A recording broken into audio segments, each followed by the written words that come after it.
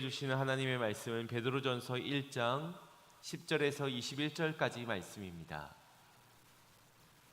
베드로전서 1장 10절에서 21절까지 말씀 제가 봉독해서 올리겠습니다.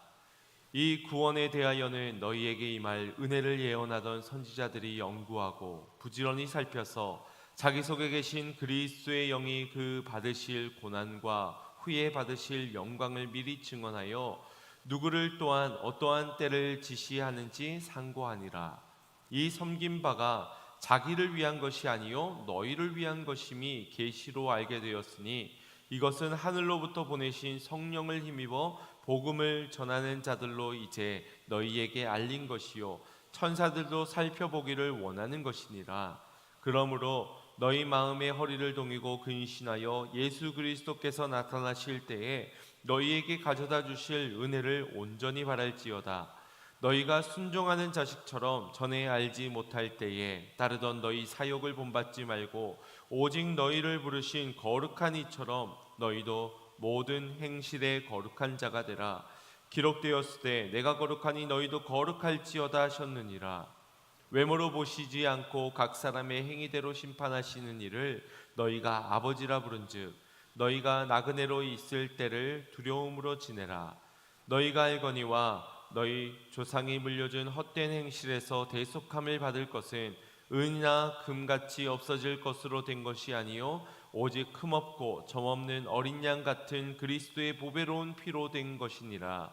그는 창세전부터 미리 알린 바 되시니나 이 말세에 너희를 위하여 나타내신 바 되었으니 너희는 그를 죽은 자 가운데서 살리시고 영광을 주신 하나님을 그리스도로 말미암아 믿는 자니 너희 믿음과 소망이 하나님께 있게 하셨느니라. 아멘. 할렐루야. 오늘도 우리에게 믿음을 더하시고 소망을 허락하여 주신 주님을 바라보며 그분의 말씀 속에서 오늘 힘을 얻고 돌아가는 저와 여러분이 되기를 간절히 소망합니다. 초대 문화부 장관으로 지내고 또 시대의 지성인으로 꼽혔던 이 고 이어령 박사님이 소천하시기 전 한 기자와의 인터뷰 내용을 엮어 만든 책이 있습니다. 바로 이어령의 마지막 수업이라는 책입니다. 이 책은 많은 사람들에게 삶의 지혜서라고 불릴 만큼 자신의 삶에 임박한 죽음이라는 것을 온몸으로 관찰하면서 삶 속의 죽음과 또 죽음 곁의 삶에 대한 두 사람의 진중한 대화 내용을 기록한 책입니다. 이 책에 보면 이 박사님이 기자에게 이런 질문 하나를 던지게 됩니다. 존재했어? 너답게 세상을 존재했어? 너의 이야기로 존재했어? 이 세 가지의 질문만 보더라도 이분이 얼마나 인생에 대해서 깊이 고민하고 또 이해하고 관찰했는지를 어느 정도 알 수 있을 것 같습니다. 그러면서 이분이 권한 권면은 남의 신념대로 살지 말고 방황해라. 길을 잃은 양이 되라 라는 말을 전하였습니다. 여러분, 일반적으로는 길을 잃지 마라, 방황하지 마세요 라고 해야 할 것 같은데 왜 그는 길을 잃은 양으로 방황하라고 권하였을까요? 성경에서 79마리의 양과 잃어버린 한 마리의 양에 대한 비유가 등장하는데 이 비유를 들어 남들이 다 가는 그 길을 무리지어서 가지 말고 더러는 그 길이 거칠더라도 험난할지라도 일탈을 해서 스스로 선택한 그 길을 가라라는 의미로 전한 말이었습니다. 그런데 이것을 신앙적으로 재해석해 보자면 비록 우리가 길을 잃어 방황을 할지라도 그 길 끝에서 나를 끝까지 찾아 나서는 선한 목자를 만나게 된다면 그것이 참 유익이 아니겠는가를 생각해 보게 되는 겁니다. 삶이 고되기도 하고 또 힘들기도 하겠지만 그래서 인생의 참 목자를 만나게 된다면 그 끝에서 참된 인생의 길을 발견하게 된다면 그것이 더 가치 있는 인생이 되지 않겠느냐 하는 것입니다. 우리의 인생의 목표가 방황하지 않는 것은 아니지 않습니까? 방황을 하더라도 참된 선한 목자 되신 주님을 만난다면 그 길 끝에 진리의 길, 생명의 길에 들어서게 되는 인생이야말로 축복된 인생이라고 할 수 있는 겁니다. 이 책에서 일화 하나를 소개하고 있는데 인생에 당하게 되는 고난을 재해석해주는 이야기처럼 들려집니다. 이어령 박사님이 한 번은 강화도를 방문하게 되었는데 이 강화도에는 화문석이 굉장히 유명하다고 합니다. 혹시 보신 적 있으십니까? 이 석이라고 해서 어떤 돌을 의미하는 것이 아니고요. 이 바닥에 장판을 까는 시원하게 이 마루 바닥에 까는 그런 장판을 의미합니다. 꽃 화자에 무늬 문자를 써서 화문석이라고 부르는데 이 박사님은 어떤 무늬가 있는 것보다는 무늬가 없는 무문석을 더 좋아해서 그것을 주인에게 달라고 했답니다. 그런데 이 무문석이 화문석보다 더 비싸다라고 이야기를 하는 겁니다. 그래서 이하여서 주인에게 따져 묻기를, 이보세요, 어째서 손도 덜 가고 단순한 이 무문석이 저 화문석보다 더 비싸단 말입니까? 라고 물어보자 이 주인이, 모르는 소리 하지 마시오. 화문석은 짜는 과정에서 무늬를 넣을 기대감이 생기고 신이 나서 짜게 되지만 저 무문석은 오히려 완성을 위한 지루한 노동만 있을 뿐입니다. 변화가 없으니 더 힘들지라고 하셨답니다. 이해가 되어지시지요? 이 화문석은 뭔가 새롭게 알록달록 모양을 꾸며가면서 화려하게 만들어질 그것을 기대하면서 사람이 이 과정을 수고하게 되는데, 무문석은 그냥 계속 반복적인 작업을 가지고서는 만드니 더 힘들다라는 것이었습니다. 그러면서 이 이어령 박사님이 기자에게 하시는 말이 이러합니다. 인생도 그러하다네. 세상을 생존하기 위해 살면 고역이야. 의식주만을 위해서 노동하고 산다면 평생이 고된 인생이지만 고생까지도 자기만의 무늬를 만든다고 생각하며 즐겁게 해내면 가난해도 행복한 거라네. 그러면서 이 기자를 향한 선생님의 질문은 화문석을 짤래? 아니면 무문석을 짤래? 라고 물어보셨습니다. 여러분, 무늬를 짜지 않는 인생은 그 과정에서 조금 덜 수고스러울 수 있습니다. 그러나 오히려 그것이 더 힘들고 고되다 할 수 있다는 겁니다. 자신만의 무늬가 없는 삶은 그저 생존을 위한 인생이라 할 수 있습니다. 살기 위해, 버티기 위해, 죽지 않기 위해, 그러면서도 남들처럼 더 넓고 더 큰 집에 살고 또 건강으로, 또 성공으로 더 많은 월급과 자식들의 인생의 성공을 바라는 그런 인생입니다. 돈은 더 많이 벌 수 있을진 몰라도 인생을 볼 때 더 고역이라는 것입니다. 하지만 배고픔 속에서도 삶의 의미를 찾아 나서면서 그 속에서 웃음과 울음이 함께 공존하는 가운데 존재의 가치를 발견하게 되는 그 인생이야말로 참 행복을 느끼게 해주는 인생이라는 것입니다. 결국 화문석처럼 고난의 시간, 고통의 무늬일지라도 자신에게 주어진 그 무늬를 짜가면서 사는 삶이야말로 가치 있다라는 가르침을 전해주는 것입니다. 여러분들은 어떻습니까? 여러분의 인생이 무문석입니까? 아니면 화문석입니까? 아마도 저마다의 인생에 바람잘 날 없다고 삶에 많은 고난과 고초들이 있으셨을 줄 압니다. 하지만 그 속에서 내가 단순히 생존을 위해 살아간다면 그것은 그 고난의 흔적들이 우리에게는 상처로만 남을 것입니다. 그 상처 속에서 어떻게든 생존해 내려고 아웅다웅하며 고역인 인생만 남을 뿐입니다. 반대로 존재를 위해서 산다면 그 고난의 흔적은 우리에게 아름다운 흔적이 되게 될 것입니다. 바라기는 우리 모든 성도님들의 삶이 내일 일을 염려하며 무엇을 먹을까, 무엇을 입을까, 무엇을 마실까를 고민하며 그저 생존을 위해서 살아가는 인생이 아니라 살아내는, 존재로서 살아내는 인생, 그저 하나님이 허락하여 주신 생명의 그 길을 오직 복음을 위하여 살아가면서 아름다운 그리스도의 흔적만을 새기며 살아가는 그런 인생들이 되시기를 주님의 이름으로 축원드립니다.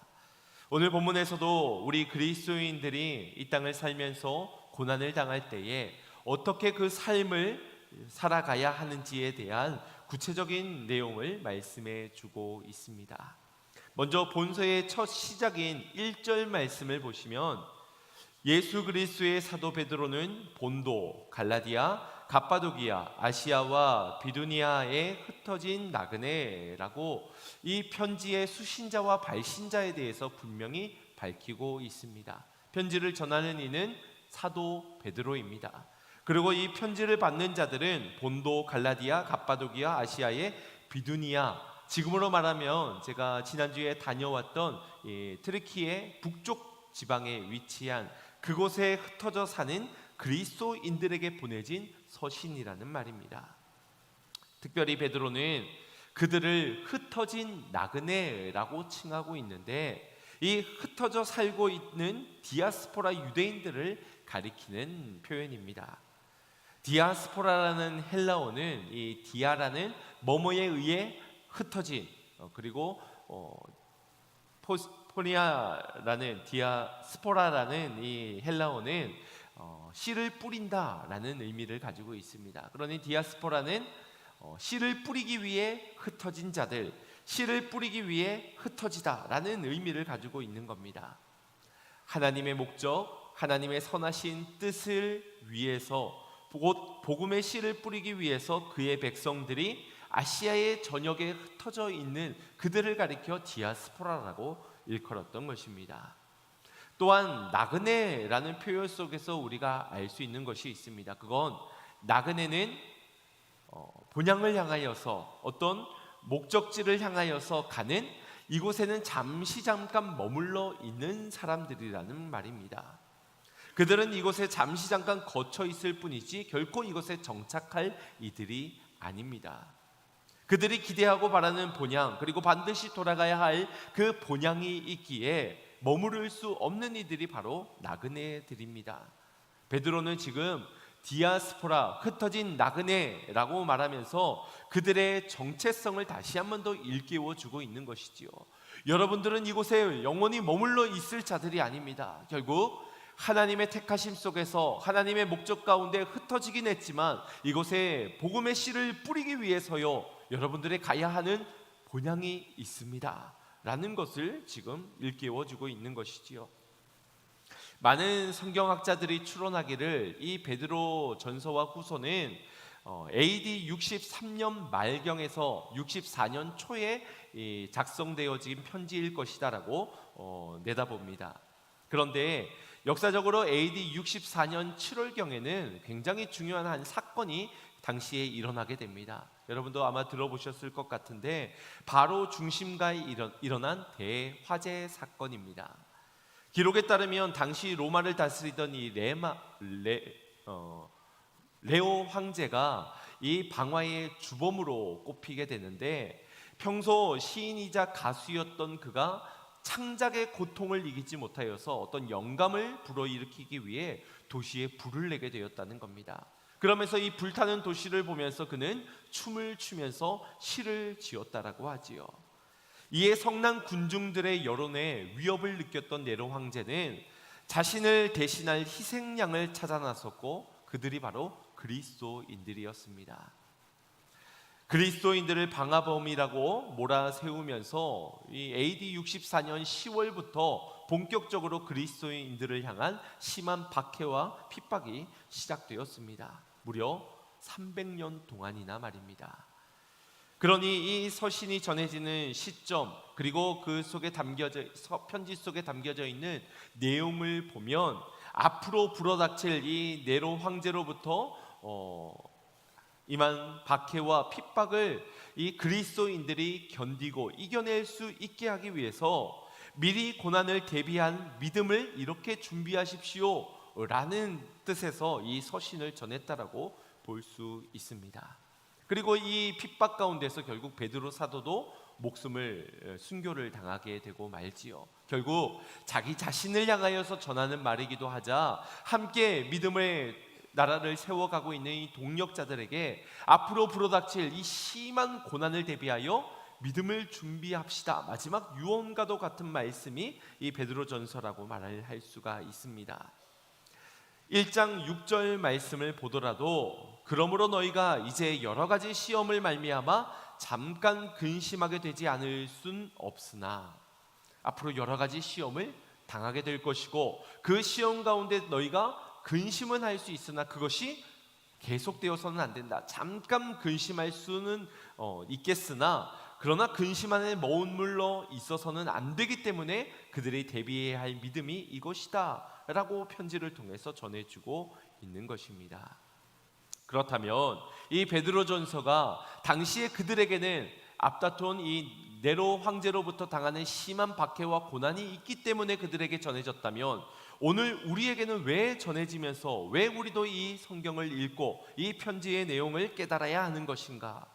바로 우리도 복음을 위해서 흩어진 나그네라는 정체성을 가지고 있기 때문입니다. 뿐만 아니라 우리도 곧 불어닥칠 임박한 고난이 이 말세 지말에 찾아올 것이기 때문입니다. 무엇보다도 이 고난을 대비해 믿음을 준비하여야 되기 때문에 우리에게도 이 말씀이 귀하다라는 것입니다. 따라서 우리가 반드시 가야 할 저 본향을 향해 걸어가는 순례길 가운데 반드시 지나가게 될 고난의 시간을 우리가 어떻게 견디고 어떠한 자세로 살아가야 할지를 이 말씀을 통하여서 분명히 붙들 수 있어야 할 줄로 믿습니다. 먼저 본문 10절 말씀을 보시겠습니다.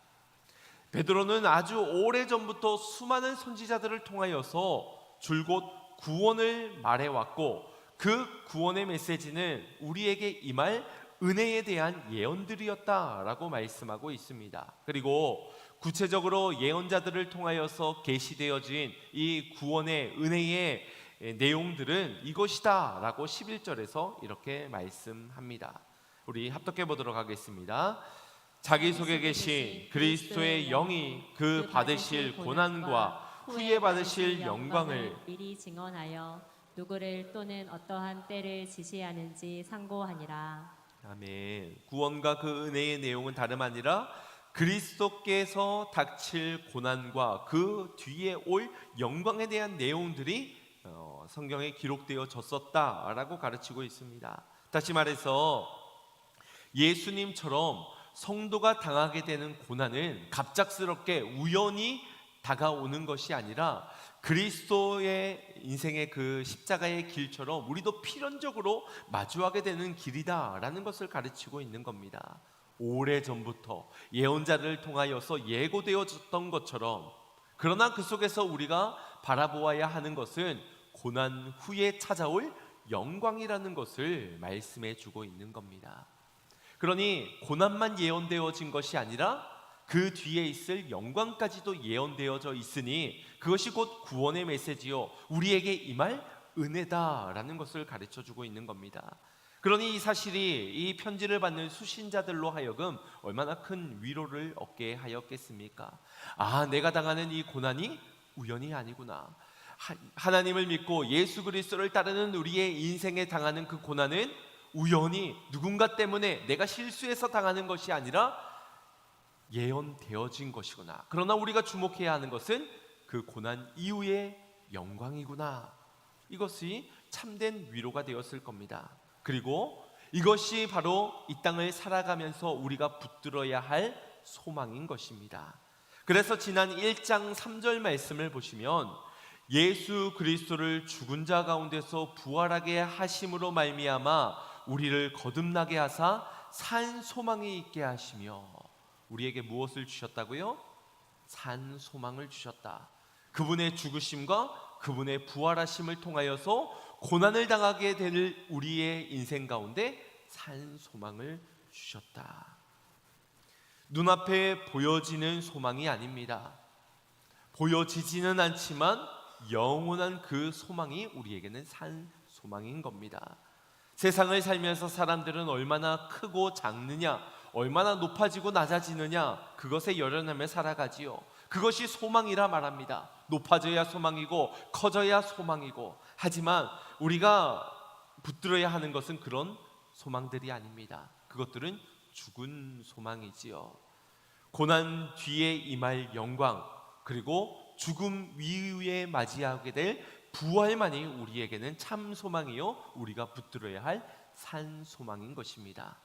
여러분, 베드로의 직업이 무엇인지 아시지요? 그는 어부였습니다. 그러니 어떤 물건의 소유, 어떤 크고 어떤 감 나가는 그런 것이 아니었습니다. 그는 그 생선이 자기가 잡아들이는 것이 살아있느냐 죽어있느냐, 그것이 곧 그 가치였습니다.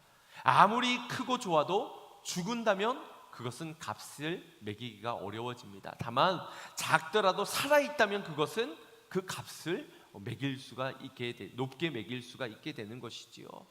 그는 이 죽은 소망이 아니라 우리가 붙들어야 할 것은 살아있는 소망이다. 눈앞에 보여져 있는 그 흔한 세상 사람들이, 이방인들이 쫓고 있는 그 소망이 아니라 우리는 고난 이후에 다가올 영광, 죽음 이후에 찾아올 영원한 생명, 그 부활을 붙들며 살아가야 하는 산 소망을 가진 자들이다 라는 것을 전해주고 있는 겁니다. 이 소망, 산 소망을 붙들 때 비로소 고난을 넉넉히 통과할 수 있다라는 것입니다. 이것이 바로 흩어진 나그네들의 세상을 살아가는 첫 번째 방법입니다. 바라기는 산 소망을 가지고 살아가는 성도님들 되시기를 축복합니다.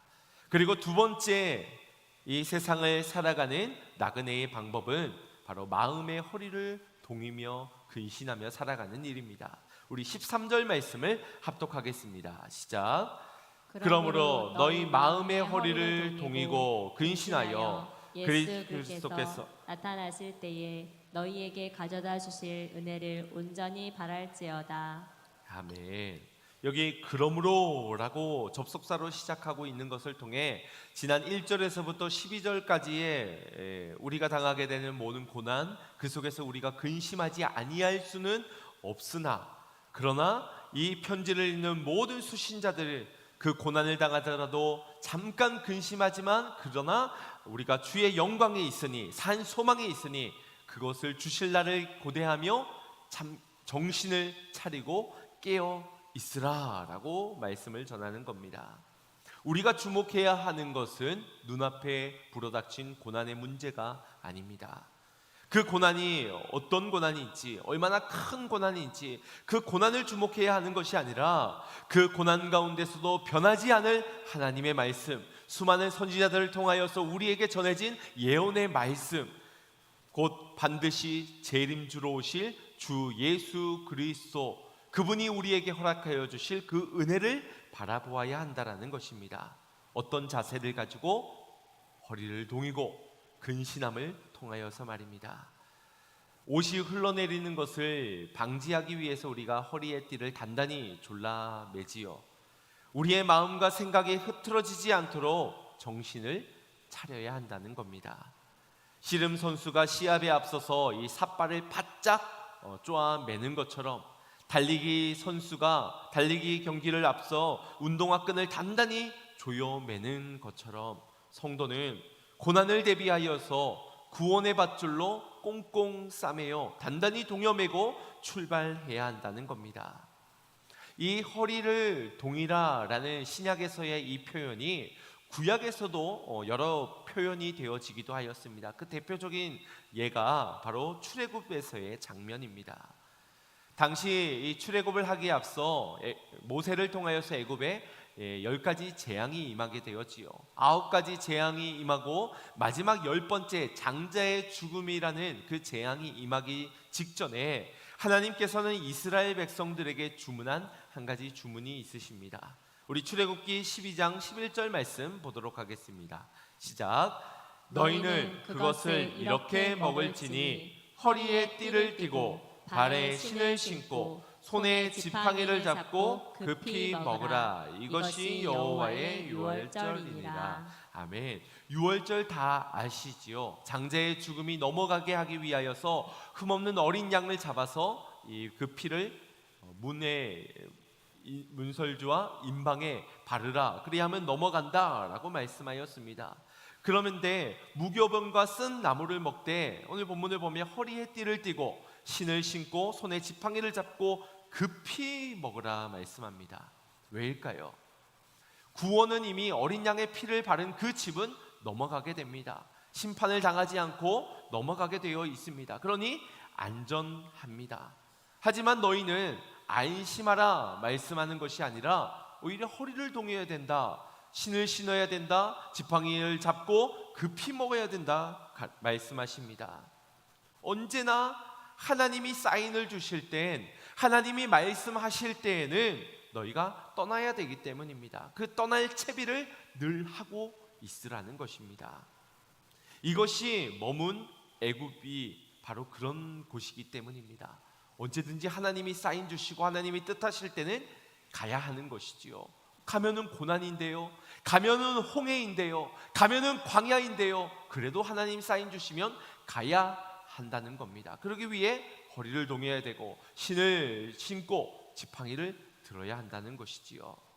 이 자세가 바로 흩어진 나그네가 이 땅을 살아가면서 가져야 할 자세라고 할 수 있습니다. 여러분, 현실을 살아가면서 눈에 보여지는 것들로 인해서 우리의 마음과 생각이 얼마나 혼란스럽습니까?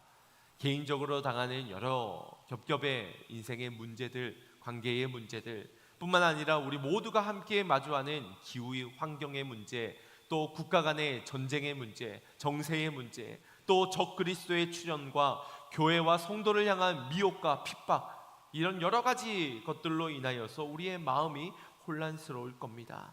어디 고난만 우리를 혼란스럽게 합니까? 풍요로워지는 시대 속에서 시대가 계속해서 발전해 가면서 우리를 미혹해 하는 여러 가지 유혹의 제목들이 있습니다. 그 유혹들로 인해서 우리의 마음이 얼마나 흔들립니까? 그 고난과 그 유혹 속에서 우리가 근심할 수 있습니다. 그러나 취해서는 안 됩니다. 근신하라라는 말은 취하지 말라라는 것인데, 우리가 술 취하지 말아야 하는 것처럼 이 땅을 살아가면서 마음을 빼앗기지 말아야 한다는 겁니다. 한눈 팔지 말아야 한다라는 것입니다. 좌로나 우로나 치우치지 말라라는 것입니다. 그리스도께서 나타나실 그때까지, 즉 재림하실 때에 그분의 임할 그 은혜만을 바라보고 정신을 차려야 됩니다. 취해서는 안 된다는 겁니다. 오직 소망만을 품으라는 겁니다. 만약 그러하지 않는다면 저 이방인들과 우리가 다를 것이 없을 것입니다. 우리도 염려할 테고요, 우리도 근심할 테고요, 우리가 때마다 그 유혹에 넘어지고 말 것입니다. 고난 앞에 왜 실족하느냐? 고난 앞에 왜 우리가 신앙이 변질되어냐? 왜 유혹 앞에 우리가 자빠지느냐? 떠나야 할 그것을 떠나지 못하고 허리를 동이고 신에 신고 지팡이가 준비되어져 있지 않기 때문에 자꾸 주저가 되는 겁니다. 뒤돌아보게 되고요, 가면서도 불만 불평이 늘 쏟아지게 되는 겁니다. 다시 한번 말씀드리지만 이 편지는 장차 고난을 당할 성도들을 위하여서 전해진 서신이었습니다. 그러니 이 편지를 받아들고 뭐 지금 좋은 게 좋고 평탄하게 형통하게 잘 살고 있는 우리가 무슨 어려움이 있겠어, 설마 하면서 한 귀로 듣고 한 귀로 흘려보내는 그런 성도들이었다면, 그런 나그네였다면 어떻게 되겠습니까? 고난의 순간 아무런 힘을 얻지 못하였을 것입니다. 붙잡아야 할 말씀이 없으니 아무런 힘을 얻을 수가 없었을 겁니다. 가야 할 본향을 바라보지 못한 채 소망 없이 살아가는 이들에게는 고난과 핍박이 그저 넘어뜨리는, 실족해 만드는 장애가 될 수밖에 없었을 것이라는 겁니다. 그러나 반대로 이 서신을 받아들고, 그래, 우리에게 주신 수많은 선지자들을 통하여서 우리에게 전해진 그 예언의 말씀은 구원의 말씀이었지. 하나님은 반드시 우리를 구원하실 거야. 고난 가운데서도 이기게 하실 거야. 찬 소망, 산 소망을 붙잡고 오직 은혜 베푸실 주님만 바라보자 하며 깨어 근신하며 있었던 성도들에게는 아무리 로마 황제가 누명을 씌워서 그들을 잡아다가 콜로세움에 세워서 사자의 밥이 되게 하고 전투 가운데 서로를 죽고 죽이게 만드는 그런 참담한 광경을 본다 하더라도, 참수형이 내려진다 하더라도, 그 기간이 300년 동안 지속된다 하더라도 그들은 넉넉히 이기게 되었을 것입니다. 그것이 주님이 이 말씀을 허락하여 주신 이유였기 때문입니다. 우리가 살아가면서 지나친 염려와 근심을 해서는 안 될 겁니다. 하지만 근심하지 않고 염려하지 않고 평안한 나머지, 안심한 나머지, 그래서 이 말씀도 놓고 말씀도 보지 않고 기도도 하지 않고 사명도 놓친 채 그저 즐기며 웃고만 살아간다면 결코 그날의 승리를 얻을 수 없을 것입니다. 작은 걸림돌에도 넘어짐을 당하지 않겠습니까? 작은 미혹에도 그저 마음을 홀라당 빼앗기지 않겠습니까? 깨어 있어야 할 줄로 믿습니다. 지난 주간에 저희 아버지께서 척수증 수술을 받으셨습니다. 제가 처음 듣게 된 이름이라서 그 질병이 어떤 것인지 잘 몰랐는데 이게 생각보다 굉장히 위험한 질병이더라고요. 손에 마비가 오는 것으로 시작하여서 이 목 디스크로 인해서 손에 마비가 오게 되는 것인데, 수술을 한다 해도 이게 완치를 위해서 수술을 하는 게 아니라 이 마비의 예방 차원에서 그저 수술을 할 수 있는 뿐이라고 하였습니다. 그리고 1년 정도 이 저림 증상이 계속되어질 수 있고 상태가 나쁘면 이 마비 증상이 심해질 수도 있다라고도 하셨습니다. 나름 우리나라에서 이 척추 수술에는 굉장히 1인자라고 말할 수 있는 그런 진 교수님이신데, 유명한 교수님이신데, 이분이 수술을 받기 전 보호자를 불러다가 동의서를 받기 전에 이 수술에 대해서 설명을 하였습니다. 환자의 알 권리를 위해서, 또 의사가 전해야 하기 때문에 설명을 해주시는데, 이걸 가만히 듣고 있으니까 오히려 없던 걱정도 저절로 생기겠더라고요. 아마 보호자로 그렇게 가셨던 분들께서는 그러셨을 것 같아요. 아파서 신음하는 것 때문에 걱정도 있었지만 이 수술 이후에 당하게 될 어떤 증상이나 수술의 어떤 성공 여부 등을 듣자면 뭔가 확신이 생기기보다는 더 걱정스러운 마음이 생기셨을 것 같습니다. 그렇게 2시간 정도 이른 아침부터 수술을 하였는데 우리 성도님께서 많이 기도해 주신 덕분에 수술을 잘 마치게 되었습니다.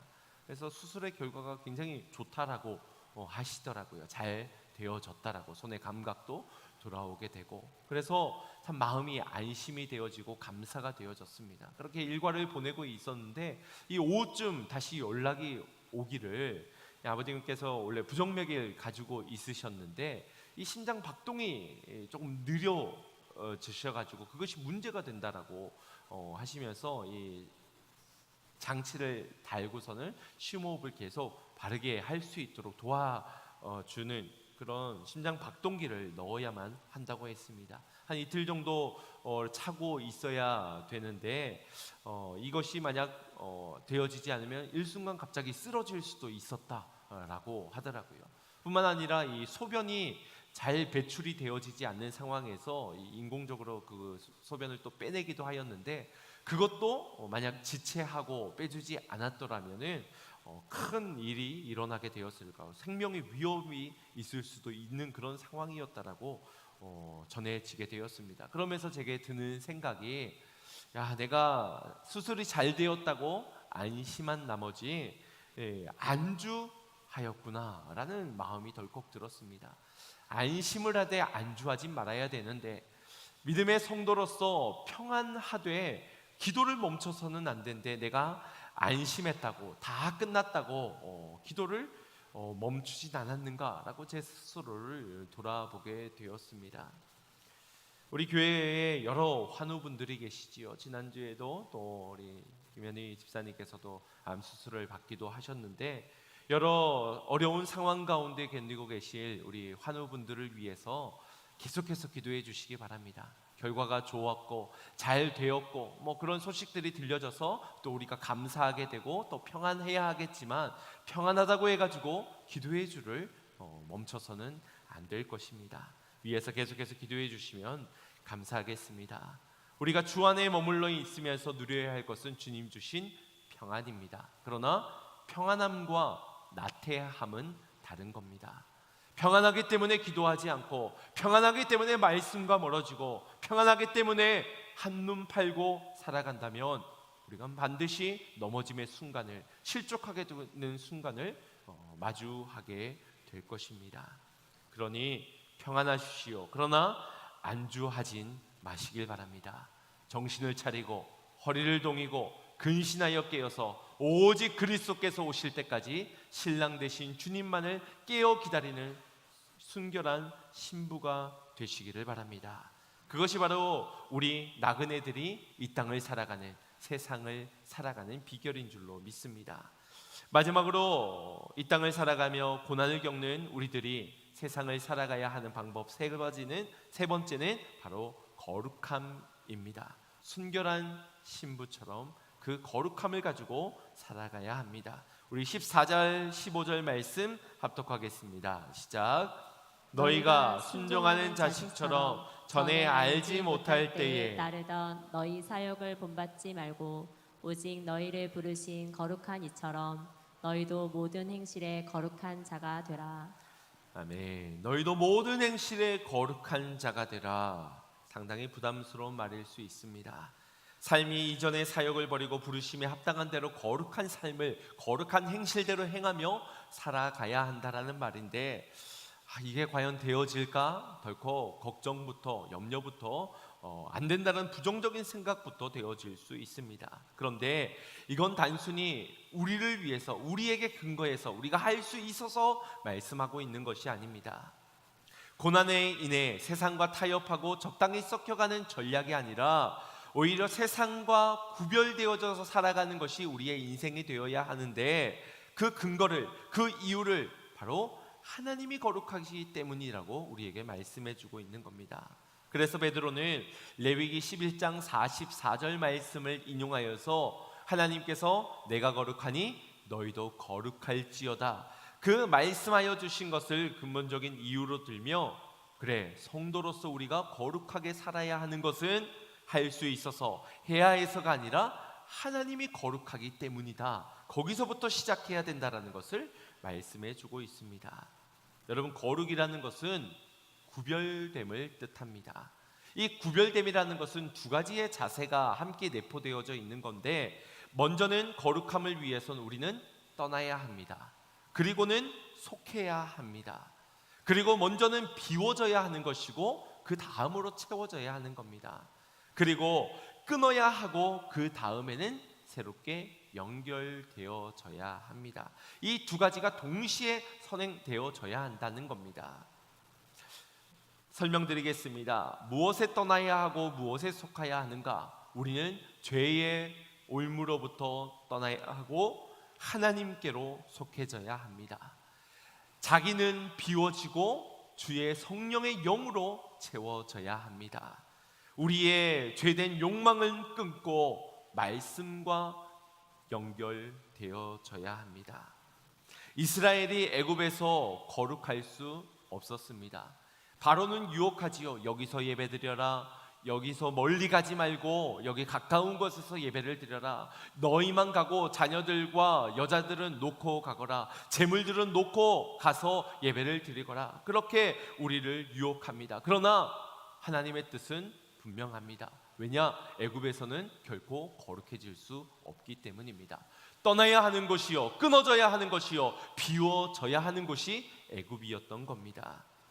참된 주님을 왕으로 모시고 살아가기 위해선 떠나고 끊고 비워야 했고, 그것이 곧 거룩을 위한 출발이요, 그러면서 채워지고 그러면서 속해지고 그러면서 연결되어지는 인생이 곧 거룩한 행실로 살아가게 되는 것입니다. 그러니 이것을 단순히 장소적인 개념을 떠올리면서 애굽만 떠나면 되겠지, 애굽만 벗어나면 되겠지라고 생각해서는 안 됩니다. 왜냐하면 애굽을 떠난 그들의 인생에 마주하는 것이 홍해요, 곧 광야 인생길이었기 때문입니다. 광야가 그들의 인생에 필요했던 이유가 무엇입니까? 거룩을 위해서였습니다. 내가 거룩하니 너희도 거룩하라. 결국 완전히 떠나야 하고 완전히 끊어야 하고 완전히 비워져야 하는데, 광야에서 이스라엘 백성들의 모습이 어떠하였습니까? 조금만 문제가 생기면 나 돌아갈래, 나 돌아갈래, 왜 우리를 여기까지 데려와서 우리를 죽게 만드냐고 하소연하고 원망하고 불평하지 않았겠습니까? 반찬 투정을 하면서 애굽에서가 더 맛있게 먹었다라고 그렇게 말하였던 것이 이스라엘 백성들의 치부였습니다. 완전히 떠나지 못한 것이지요. 아직까지 끊어지지 못한 것이지요. 완전히 하나님께 속하지 못한 상태에서 광야 생활이 그들에게 필요했던 이유입니다. 우리의 인생에도 마찬가지 아니겠습니까? 왜 고난이 필요하겠습니까? 왜 문제가 필요하겠습니까? 아직까지 비워지지 못하고 아직까지 끊어지지 못하고 그저 이 땅에서 안주하며 나태하며 살아가고 있는 우리를 향해서 주님은 깨우고 계신 겁니다. 주님께로 완전히 속하고 주님으로 완전히 채워지고 주님과 완전히 연결되어진 믿음의 상태를 위하여서, 그 거룩을 위하여서 우리에게 광야의 인생길을 허락해 주시는 겁니다. 그러니 우리는 거룩을 위하여서 이 땅을 살아가면서 그 거룩함을 위해 끊을 것을 끊고 버릴 것을 버리고 깨어져야 할 것을 깨어진 채 주님으로 온전해지도록, 속해지도록, 연결되어지도록, 그분이 내 안에 거하고 내가 그분 안에 거하기 위한 그 삶을 신실하게 살아낼 수 있어야 할 줄로 믿습니다. 하나님께서는 우리의 삶을 통해서 당신의 거룩한 성품이 이 세상 가운데서 드러나기를 원하십니다. 그래서 우리를 왕같은 제사장으로 불러주신 것이지요. 지난 수요 예배 가운데서도 말씀을 나누었지요. 아내를 누이라고 팔아넘겼던 그 아브라함이 선지자 값이나 됩니까? 차라리 사람 평균이나 되면 선지자라고 해도 이해가 되는데, 지금 아내를 누이라고 팔아넘겼던, 그거나 또 2번이나 팔아넘겼던 그 아브라함에게 지금 선지자다, 그는 선지자라고 말을 해줍니다. 평균 이하인 그가 어찌 선지자가 될 수 있단 말입니까? 하나님의 말씀을 대언하실 선지자의 사명을 어찌 감당할 수 있단 말입니까? 그러나 그것은 그가 거룩하기 때문이 아닙니다. 하나님이 거룩하기 때문에 그를 선지자로 불러주시고, 그럼에도 불구하고 그를 택하셨으니 그를 사용하시겠다는 것입니다. 우리도 마찬가지 아니겠습니까? 광야 세월 가운데서 정말 한눈 팔 그런 삶이 많은데, 정신도 놓고 혼란하고 유혹당하고 그런 너무 실수가 잦은 우리임에도 불구하고 주님은 우리를 왕같은 제사장이라 말씀하여 주셨습니다. 사랑하는 성도 여러분, 그분이 날 불러주시는 그 부르심을 믿고 거룩한 행실로 살아가시기를 주님의 이름으로 축복합니다. 거칠애가 아니라 진실한 행위를 심판하실 그 하나님을 보시면서 우리가 하나님이 우리로 하여금 불러주실 때 더 이상은 살 잔지 구원 받을 잔지 어떤 영생과 영벌을 나누는 심판의 대상은 더 이상 되어질 수가 없습니다. 그러나 그리스도인으로서 행위에 온전함이 없다면 반드시 하나님 앞에 섰을 때에 드아게니아 교회처럼, 4대 교회처럼 책망만 드는 그런 교회가 될 수 있는 것입니다. 연료가 떨어진 자동차는 제대로 힘을 내어서 목적지까지 갈 수 없을 겁니다. 그런데 그런 자동차보다 더 무서운 것은 길이 아닌 길대로, 방향이 아닌 그 방향대로 마구 달리는 무법 차량입니다. 안개가 자욱할 때는 때로는 멈춰서야 하지 않겠습니까? 깜빡이를 켜고 좌우를 살피면서 여러 가지 주위 상황들을 보면서 천천히 달리기도 하고 때로는 멈춰서기도 해야 합니다. 그런데 아나무인처럼 안개가 자욱한데도 내가 곧 길이요 하면서 달려나간다면 그 차만큼 무서운 차는 없는 겁니다. 살다가 우리가 고난을 당할 수도 있고 어려움을 당해 힘을 잃어버릴 수도 있습니다. 하지만 그렇다고 해서 삶의 방향을 놓치게 되고 아무렇게나 목적을 잃어버린 채 살아가서는 안 될 것입니다. 돈을 위해, 생존을 위해 경쟁하면서 그렇게 더 높은 곳을 향해서 더 넓은 것을 소유하기 위해서 살아가서는 안 된다라는 겁니다. 우리에게는 오래전부터 수많은 선지자들을 통해 성령의 충만함을 입은 그들을 통해서 전해들은 복음이 있습니다. 이 변함없는 복음으로 인하여서 우리가 산 소망을 갖게 되었고 참 믿음을 얻게 되었으니 이제 그 부르심에 합당한 거룩한 길을 걸어가야 하지 않겠습니까? 허리를 동이십시오. 정신을 차리십시오. 우리는 거룩한 하나님의 백성들입니다. 한국 교회사에서 예수님을 너무나도 사랑했던 한 청년, 맹의순이라는 인물이 있습니다. 혹시 들어보신 적이 있으십니까? 그는 1926년 1월 1일 평양에 소재하고 있는 맹관호 장로의 둘째 아들로 태어나게 됩니다. 그가 조선 신학교 3학년 재학 중에 한국 전쟁이 발하고 말았고 수많은 피난 행렬 가운데 그도 섞여 대구로 내려가게 됩니다. 그러던 중 미군에 의해 인민군으로 오해를 받고선 그는 포로 수용소에 수감이 되게 됩니다. 하지만 그는 포로 수용소에서 하나님의 사랑을 전하며 인민군과 중공군들이 모여있는 그 천막에서 광야 교회를 세우기에 이르게 됩니다. 그리고 그들에게 매일매일마다 십자가 사랑과 복음을 계속해서 전하였습니다. 시간이 흐르자 놀라운 일이 벌어지게 되었는데 주님의 은혜로 이 포로 수용소의 인민군과 이 중공군들에게 이 복음으로 하나하나 변화되어 주님의 자녀로 돌아오는 역사가 일어나기 시작하는 겁니다. 점점 이 광야교회가 성장을 하고 부흥을 하게 되었던 것이지요. 그때에 이 포로 수용소에 잡혀있는 이 맹의순 청년의 이야기를 듣게 된 이 배명준 목사님이 수소문 끝에 그를 찾아가 그를 구출해 내려고 합니다. 많은 청년들을 불러다가 이 석방 요청을 하게 되고 또 수용소에까지 찾아가 그를 끄집어 내려고도 하였습니다. 그때에 이 맹의순은 그들 앞에서 이렇게 말하였습니다. 하나님이 자신을 이 광야 교회로 인도하신 목적이 분명히 있지 않겠습니까?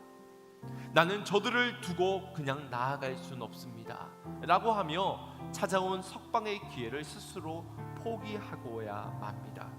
안타깝게도 그는 그곳에서 뇌막염으로 인하여서 숨을 거두게 됩니다. 그의 인생 26년 8개월 만에 아주 젊은 나이에 그 청년은 짧은 생애를 살다가 하나님의 품에 안기게 되었습니다. 그리고 그의 죽음을 지켜보았던 이 광야 교회의 성도들, 곧 인민군과 중공군은 거룩한 충격을 받게 됩니다. 억울할 법한데, 분통이 터질 법한데, 후회할 법도 한데, 그런 그가 마지막으로 외쳤던 한마디는 내 잔이 넘치나이다 였기 때문입니다. 과연 그에게 무슨 잔에 무엇이 넘쳤을까요? 내가 그때 그러지 말았어야 되는데 후회였을까요? 아니면 나를 억울하게 가두었던 그들을 향한 원망과 분통함이었을까요? 아니면은 내가 이렇게까지 하였는데 나를 굽여 살펴주지 않은 하나님에 대한 원망이었을까요? 아니면 극심한 고통이었을까요? 아니었습니다. 그가 그의 잔에 넘쳤다는 것은 바로 하나님의 영광이었을 것입니다.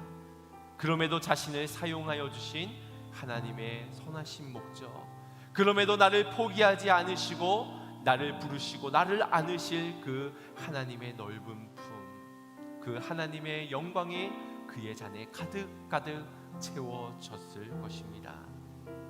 그리고 한신대에서는 지난 2023년 이 맹의순 청년에게 비록 70년은 지났지만 그에게 신학교 명예 졸업 증서를 전해주게 됩니다.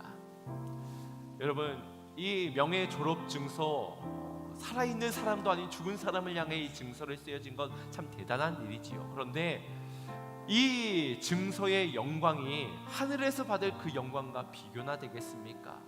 사람들이 박수치고 칭찬하고 대단한 사람이다 라고 지켜 세우는 그 영광이 과연 저 하늘에서 하나님께 받을 칭찬과 상급과 감히 비교나 되겠습니까? 우리가 바라봐야 할 것은 주님의 칭찬과 상급이요 주님께 받을 십자가 영광인 줄로 믿습니다. 사랑하는 성도 여러분, 노 크로스, 노 크라운 들어보셨지요? 십자가 없는 인생은 아무런 영광이 없는 것입니다. 우리가 예수 그리스도를 믿고 예수 그리스도를 따르는 인생에서 십자가의 영광이 없다면 우리에게 인생의 영원한 영광도 없는 것입니다. 그런데 혹시 내가 지난날 주님을 처음 만났을 때 첫사랑이 뜨거울 때는 그 뜨거운 사랑으로 주님의 십자가를 지고 주님을 따라갔지만 혹시 지금은 안주하고 나태해져서 혹시 그 십자가를 내려놓고 있지는 않습니까? 어차피 구원받은 인생, 어차피 내 자녀도 잘 먹고 잘 살고 있는 아무런 문제가 없는 그런 인생이라고 혹시 십자가도 내려놓고 말씀도 멀리 떠나 기도도 하지 않는 그런 인생, 이 정도의 기도도 만족하고 있는 인생으로 살아가고 있지는 않습니까? 정신을 차리고 깨어 있어야 할 줄로 믿습니다. 단 5리를 걸어갈 사람과 저 50리를 걸어갈 사람은 이 신발 끈을 맺는 그 자세부터가 다릅니다. 5리 정도는 뭐 대충 꾸겨 신고도 걸어갈 수 있지요. 그러나 50리는 다릅니다. 단단히 조여 매야 합니다. 그래야만 그 거리를 걸어갈 수 있기 때문입니다. 우리도 마찬가지입니다. 주님이 우리를 불러주실 때까지 우리는 여기에 흩어져 복음의 씨를 뿌리기 위해 살아가는 나그네일 뿐입니다. 그때까지 우리가 나태함으로 안주함으로 게으름으로 살아갈 수야 있겠습니까? 정신을 차리고 깨어서 기도하는 가운데 거룩한 삶을 추구하며 살아가야 할 줄로 믿습니다. 그렇게 그리스도인답게 나그네로 살다가 아버지께서 우리를 불러주실 때 그 본향에서 주님의 칭찬과 상급을 얻으며 나아가는 그런 저와 여러분, 우리 양문의 모든 성도님들이 되시기를 주님의 이름으로 축원드립니다. 우리 이를 위하여서 예언되어진 말씀, 이를 위해서 우리에게 찾아와 참 소망이 되어주신 예수 그리스도, 그분을 붙잡으며 우리의 인생의 모든 고난을 이겨낼 수 있는 그런 우리가 되기를 사모하며 우리 찬양 고백 올려드리고 결단기도 드리겠습니다. 주 선한 능력으로 안으시네, 주 선한 능력으로 안으시네, 그 큰 심판로 날 붙드시네, 절망 속에도 흔들리지 않고 사랑하는 주 얼굴 구하리, 선한 능력으로 선한 능력으로 일어서리, 주만을 지어리 믿음으로, 그리고 내 안에 주 오심인 날 영광의 새날을 맞이하리. 이전의 괴로운 날, 이전의 괴로운 날 내워싸고 고난의 길을 걷는다 해도 주님께 모두 맡긴 우리 영혼, 끝내 승리의 날을 맞으리. 3절입니다. 주님이 마신 고난에, 주님이 마신 고난에 쓴 잔을 우리도 감사하며, 우리도 감사하며 받으리. 주님의 남을, 주님의 남을 고난 채워가며 예수와 복음 위에 살리라. 선한 능력으로, 선한 능력으로 일어서리, 주만을 지어리 믿음으로,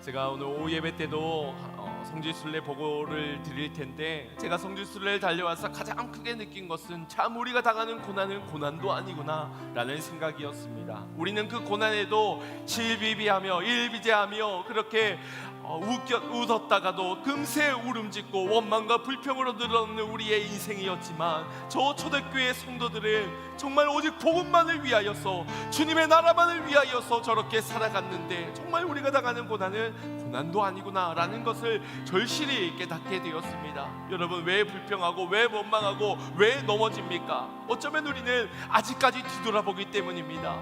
애굽을 떠나오기는 하였지만 여전히 광야의 인생길에서 원망하고 불평하고 다시금 돌아보고, 여전히 끊어지지 못한 상태, 여전히 비워지지 못한 상태, 여전히 깨어지지 못한 상태이기 때문은 아니지요. 주님, 우리가 깨어 있어야 할 줄로 믿습니다. 온전히 주님께 속한 자로서, 옛 구습은 버리고 새 사람이 되어진 존재로서 완전히 주님께로만 연결되어지고 완전히 주님으로만 채워지는 인생이 되어야 할 줄로 믿습니다. 사랑하는 여러분, 허리를 동이고 정신을 차려 근신하여 깨어 있기를 소망합니다. 거룩한 행실로만 살아가는 인생이 되기를 소망합니다. 우리 그렇게 깨어 순결한 신부로 살아가기를 결단하며 이 시간 함께 주여 한번 부르짖고 합심하여 기도하기를 원합니다. 기도하겠습니다. 주여